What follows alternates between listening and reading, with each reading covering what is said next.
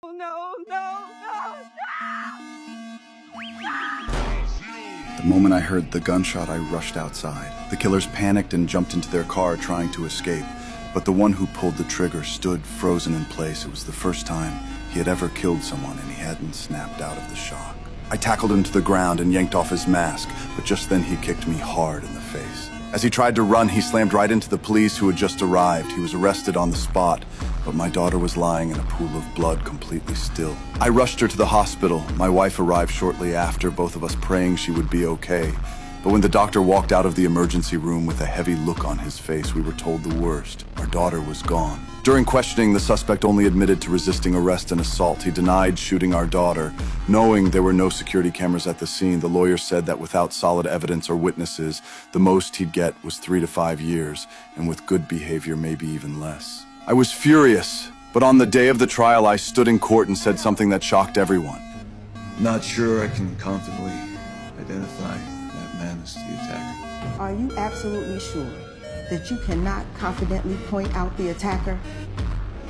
I'm 100% sure.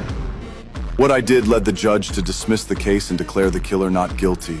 Soon after, he walked out of court arrogantly, his brother already waiting outside. Watching them together lit a fire in me. What they didn't know was that I had already made up my mind I was going to get justice myself. I followed him to a nightclub. It wasn't until the early hours of the morning that he finally walked out. That's when I started the car and hit the gas. His legs were crushed and completely disabled. I stepped out calmly, holding a baseball bat. do this.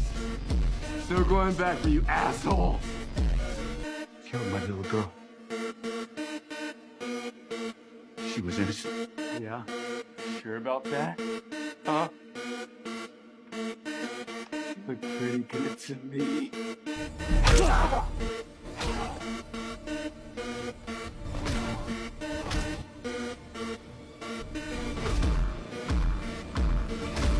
I didn't leave until he was beaten to a bloody pulp. But my revenge had only just begun. I headed back to the garage first, using clean water to wash away all the bloodstains and destroy every piece of evidence. Then I walked into the house and faced my wife. Our once happy family had been torn apart by our daughter's death, and none of this could calm the fire burning inside me. When the other gang members returned and found their beaten colleague, the police quickly arrived at the scene to investigate. They showed up at my door the next day. I was ready for this. I deliberately put on a surprised expression and lied, claiming I had been home the entire time. Though my wife was puzzled, she couldn't possibly expose her own husband. The police found no leads and had to leave. Only then did my wife press me about where William had really gone last night. I became emotional, and my wife instantly figured out the answer. When the gang boss learned about this, he immediately had his men gather everyone together, planning to come after revenge. At that moment, I was sitting in a coffee shop. 2 of them came straight for me. I reacted quickly, pushing several people aside before flipping over a table and ducking behind a car.